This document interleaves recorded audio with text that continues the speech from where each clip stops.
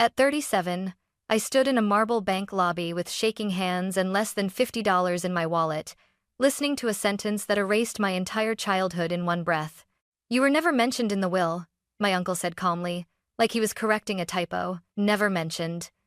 This was the same grandfather who used to press quarters into my palm and whisper, "Save it.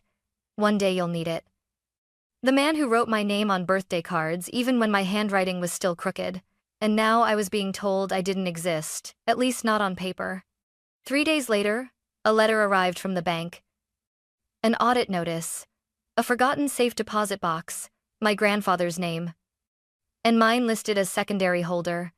The fee to open it was $25.70 a year. 35 years unpaid.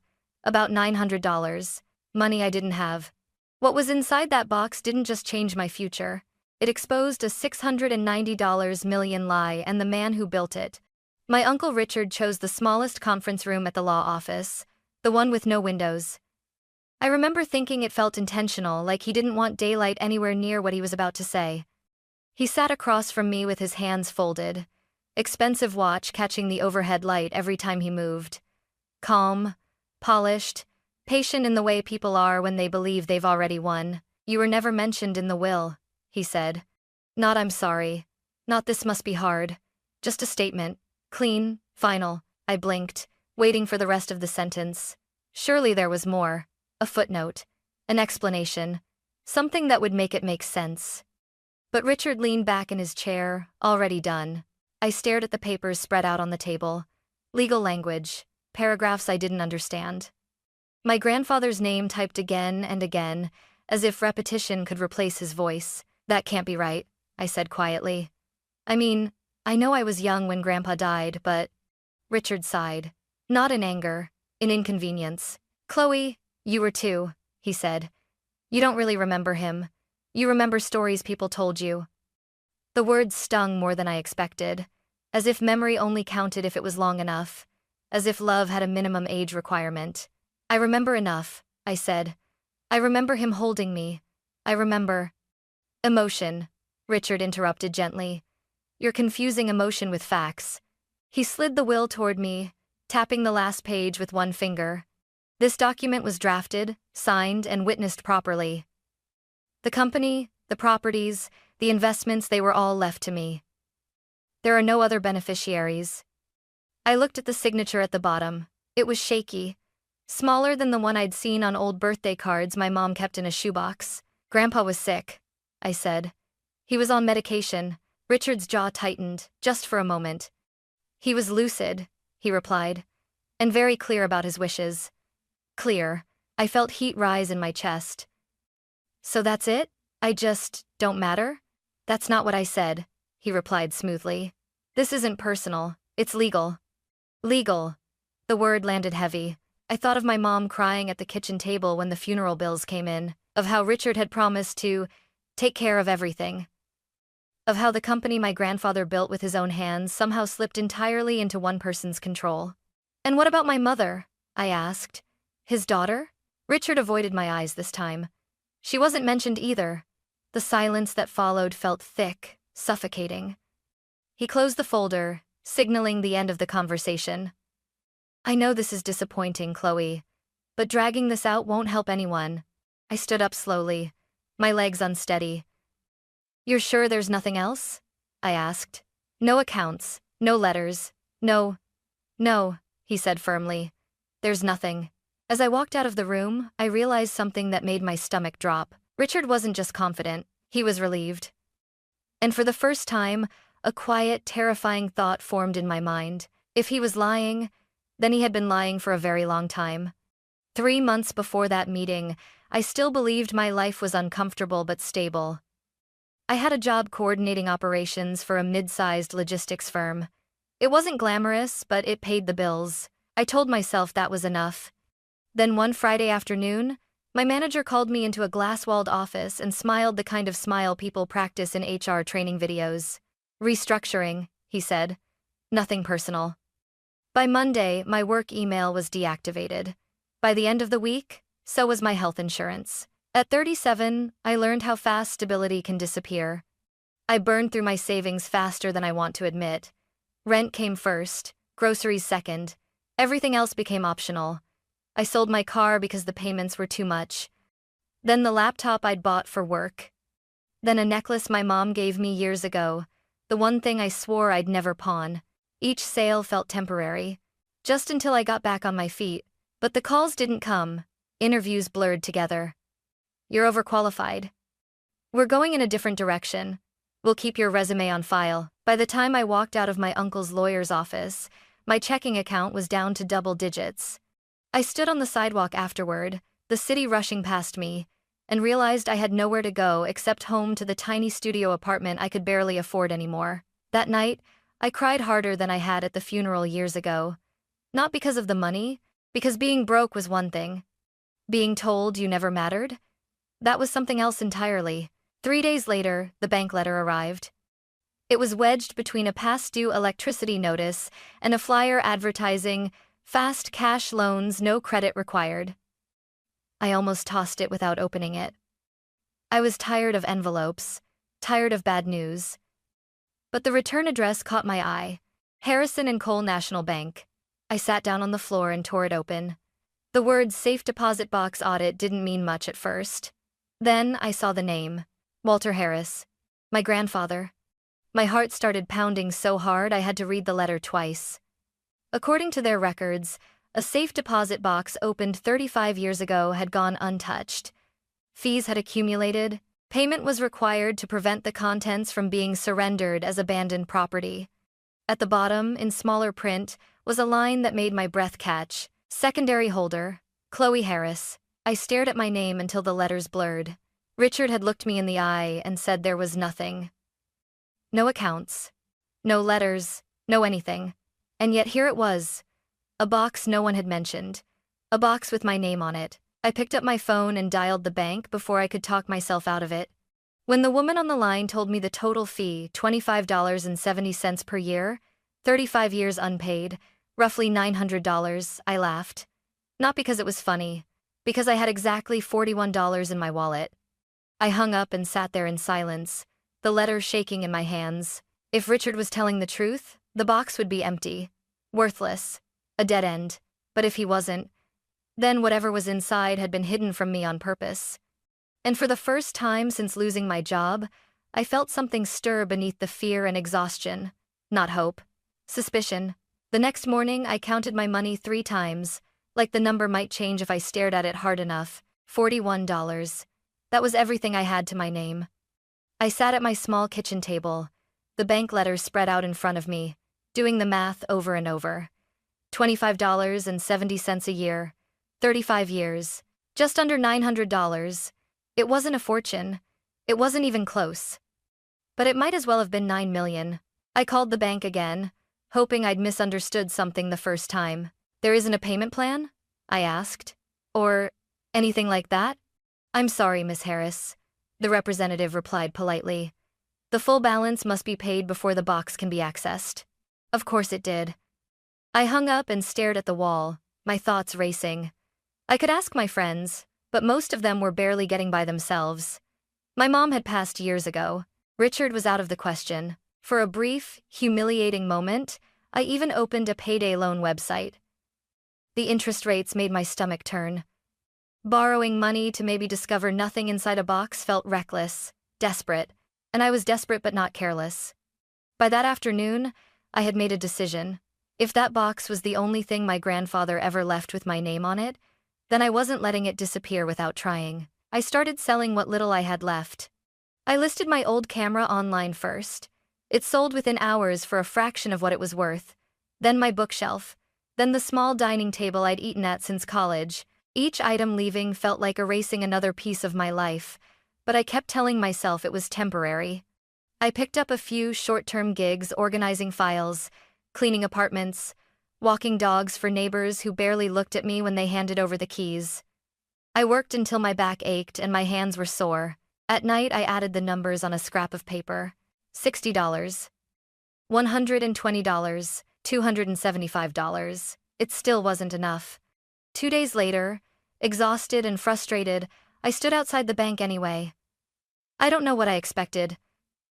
Mercy, maybe, or a miracle, but my legs carried me there before my brain could stop them. The lobby was quiet, cool, almost intimidating. I approached the front desk and explained my situation again, my voice low. "I know I'm short," I said. "But if there's any way, any documentation I can sign, any extension." The woman listened without interrupting. Her nameplate read, Linda Parker. She didn't rush me. She didn't look at her watch. She just nodded slowly, as if she was piecing something together. "Let me pull up the file," she said. As she typed, I felt my chest tighten. This was it.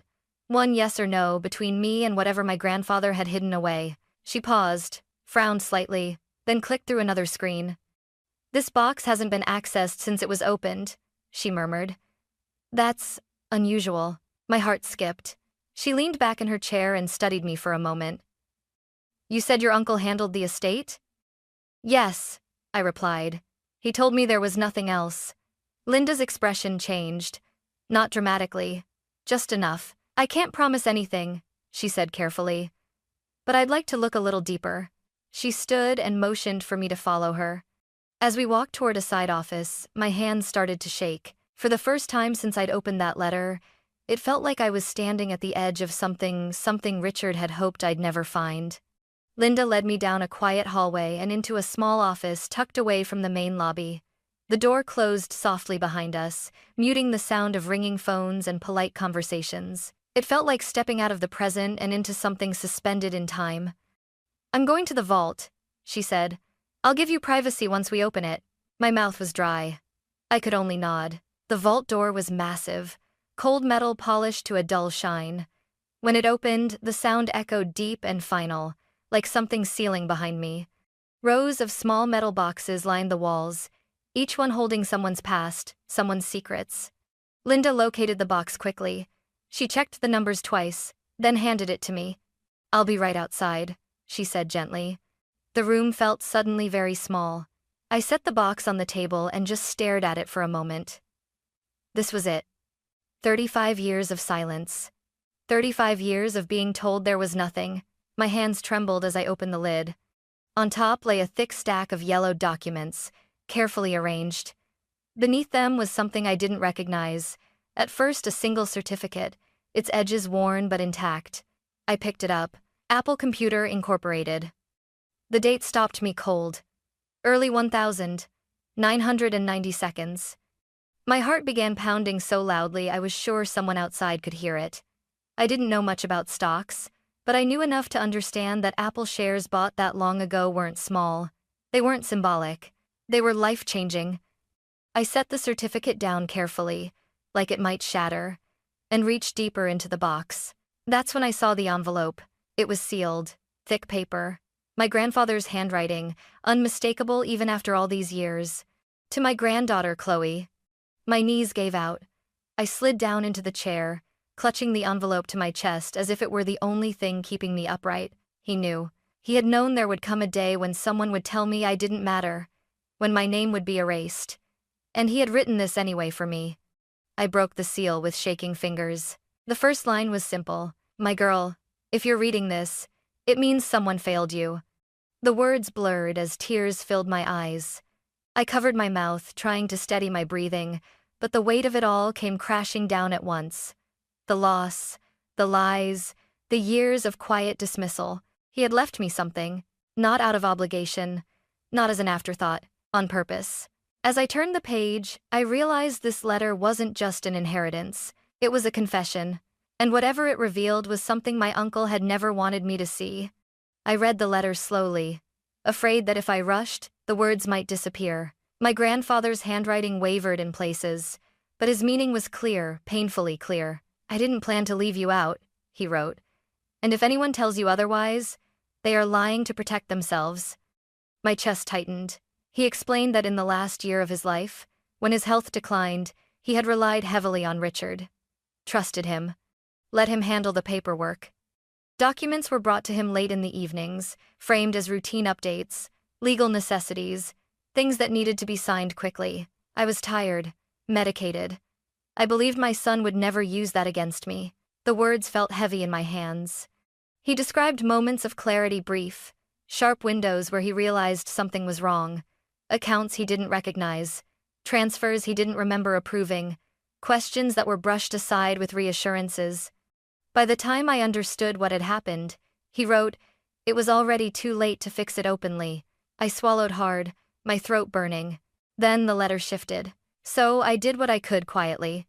He wrote about the Apple stock, how he bought it outside the company, how he never mentioned it to anyone, not even his lawyers tied to the business. It was meant to be separate, untouchable. I wanted something that could not be taken from you. At the bottom of the page, my hands started shaking again.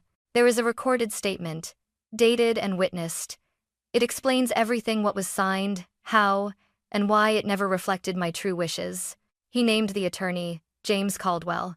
He named the file. If you are reading this, Chloe, it means you are strong enough to look for the truth. Use it carefully. Truth doesn't need anger to win, but it does need courage. Tears slipped down my face, silent and unstoppable. This wasn't about money anymore. This was proof. Proof that my grandfather hadn't forgotten me. Proof that I hadn't imagined the warmth in his voice, the way he held me like I mattered. And proof that someone had worked very hard to make sure I never found this box. I folded the letter carefully and placed it back in the envelope, my hands steadier now. For the first time since Richard looked me in the eye and told me I didn't exist, I felt something solid take root inside my chest. Not hope, certainty. Whatever came next, lawyers, confrontation, consequences, I wasn't walking into it blind anymore. I wasn't just his niece who'd been overlooked. I was the granddaughter he'd trusted with the truth, and I was ready to use it. I didn't call Richard right away. For once, I didn't rush. I didn't panic. I sat in the small viewing room of the bank, the letter folded neatly in my bag, the Apple stock certificate resting on the table like a quiet witness. My grandfather had waited 35 years for this moment. I could wait one more day to do it right. The next morning, I called James Caldwell's office. When I gave my name, there was a pause on the line long enough for doubt to creep back in. Then his assistant said softly, "Please hold. Mr. Caldwell will take this call himself." That was the first crack. When we met later that afternoon, James Caldwell didn't offer small talk. He closed the door, sat across from me, and stared at the letter for a long moment before he spoke. "I wondered when you'd find it," he said quietly. My heart slammed against my ribs. "You knew?" "I knew there was a chance," he replied. "Your grandfather was very careful in the end." He reached into a locked cabinet and removed a thin red folder. "File H-19, he said. "Your grandfather recorded a sworn statement. He was clear, calm, fully aware." My hands curled into fists. "Clear about what?" Caldwell met my eyes. That he was pressured. That documents were presented under misleading circumstances. That his final will did not reflect his true intent. The room felt suddenly too warm. "And Richard?" I asked. Caldwell exhaled. "Your uncle was very convincing. And very thorough." I nodded slowly. Then it's time he heard something convincing too. Richard didn't expect me to walk into his office. He looked up from his desk, irritation flashing across his face before surprise replaced it. "Chloe," he said, "this isn't appropriate." I closed the door behind me. Neither was lying to me. His jaw tightened. "I told you everything that mattered." I placed the copy of the Apple stock certificate on his desk. The color drained from his face. "What's this supposed to be?" he asked, though his voice had already lost its confidence. "My grandfather bought it in 1990, I said evenly. "Outside the company, outside your control." Richard stood up slowly. "You have no idea what you're talking about." I pulled the letter from my bag next. "This is addressed to me," I said, in his handwriting. Richard didn't touch it. He stared at it like it might explode. "You don't want to do this," he said finally. "You don't understand how much damage this could cause." I let out a short, humorless laugh. "You mean to you?" His voice sharpened. "You think one letter changes decades of legal work?" "No," I replied. "But the recording might." Silence fell between us, thick and heavy. "What recording?" he asked. "The one where he explains how you brought papers late at night," I said. "When he was medicated, when he trusted you." Richard's composure cracked. "That's absurd," he snapped. "There's no proof." "There is," I said. "And it's dated, witnessed, filed." For the first time since I'd known him, Richard looked scared. "You're making a mistake," he said quietly. "This doesn't end well for anyone." I leaned forward. "It already ended badly. I'm just telling the truth now." The mediation happened 2 weeks later. No shouting, no dramatics, just a long table, stacks of documents, and a recording played once, then twice. My grandfather's voice filled the room. Calm. Certain. "I did not intend to disinherit my granddaughter," he said in the recording. "Any document suggesting otherwise was signed under misunderstanding and undue influence." Richard stared at the table. His lawyers whispered urgently. Papers shuffled. The air shifted. This wasn't about emotion anymore. This was about evidence. By the end of the session, Richard's attorneys asked for a recess. By the end of the day, they asked for a settlement. Not because they were kind, because they were cornered. As I left the building, the weight I'd been carrying for years finally began to lift, not all at once, but enough for me to breathe.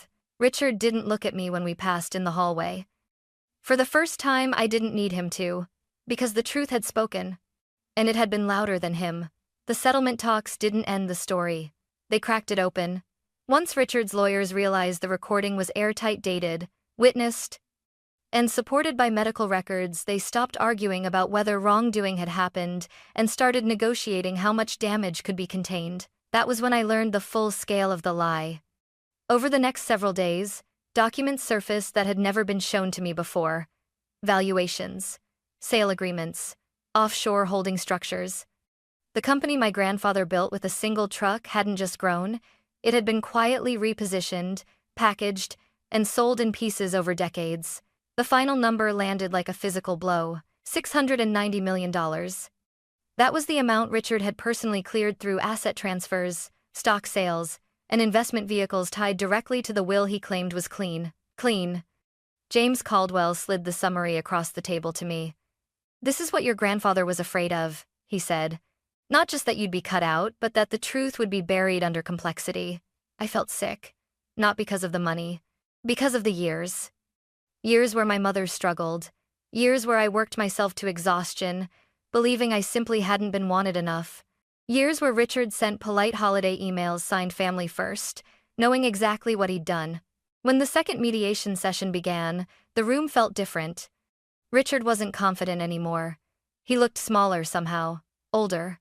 His lawyers spoke for him now, carefully choosing words like misinterpretation, administrative oversight, unintended consequence. I listened without interrupting. Finally, the lead mediator turned to me. "Miss Harris, do you wish to respond?" I stood. "I don't want revenge," I said calmly.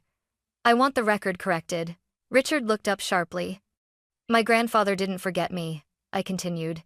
"He was misled, and that lie allowed nearly $700 million to change hands under false pretenses." The room went silent. "I won't be erased quietly," I said, "and I won't sign anything that pretends this was an accident." Richard's attorney leaned toward him, whispering urgently. Richard shook his head at first, then stopped. Something in him broke. "This will destroy my reputation," he said suddenly, his voice strained. "Do you know what you're asking?" I met his eyes. "No," I said. "I know what you took." That was the moment. The negotiations shifted completely. By the end of the week, the agreement included not just compensation, but formal legal acknowledgement of undue influence, amendments to public records, revisions to corporate filings, disclosures that could not be quietly sealed. Richard kept most of his wealth. But the lie didn't survive. Financial publications began asking questions, then auditors, then regulators. The story unraveled not explosively, but relentlessly, and every thread led back to one truth. I had never been forgotten. I had been deliberately excluded. When I walked out of the final meeting, the city felt louder, brighter. I stopped on the courthouse steps and let the air fill my lungs. For the first time in my adult life, I wasn't carrying someone else's version of my worth. The lie that built a $690 million empire was collapsing. And I didn't have to push. All I did was refuse to disappear. When everything was finalized, people expected me to celebrate. Friends asked if I was going to finally live large. Strangers, once the story leaked, assumed I'd walked away with some dramatic fortune, that my life had flipped overnight from struggle to luxury. It hadn't. What I gained wasn't sudden wealth. It was something quieter, heavier, truer. I received a structured settlement, carefully designed through the court to restore what should never have been taken and to protect me from becoming another headline. Most of the Apple stock was placed into a trust. I kept one original share certificate, framed on the wall of my new apartment, not because of what it's worth, because of what it represents. I used part of the money to pay off my debts. No more overdue notices, no more calculating groceries in my head. I went back to school part-time, something I'd always postponed because survival came first. I also set up a small legal fund in my grandfather's name for people who were told, like I was, that they didn't matter because paperwork said so. James Caldwell told me once, quietly, "Your grandfather didn't just plan for justice, he planned for you." I think about that often. Richard never apologized. He didn't need to. The truth followed him everywhere after that, into boardrooms, into interviews, into every conversation where his name came up with a pause afterward. As for me, I stopped flinching when people talked about family, about inheritance, about legacy, because I finally understood mine. My grandfather didn't leave me millions to spend. He left me proof. Proof that love can be patient. That truth can wait decades and still arrive intact. And that even when the world tells you that you were never mentioned, never chosen, never counted, someone, somewhere, remembered your name. And sometimes, that is worth more than $690 million.